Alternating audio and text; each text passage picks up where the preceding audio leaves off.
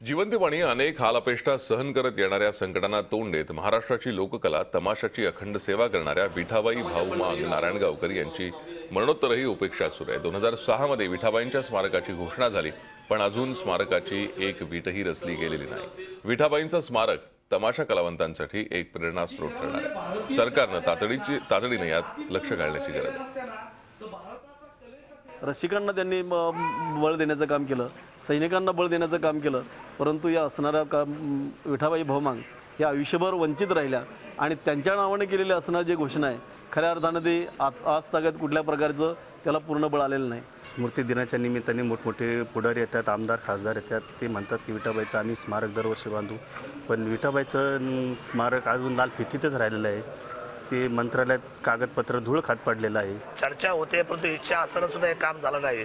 त्या सर्व इच्छा असलेली कामं पूर्ण करण्याची जबाबदारी मी या ठिकाणी करत आज त्यांच्या स्मृती दिनाच्या निमित्ताने या ठिकाणी स्वीकारत आहे।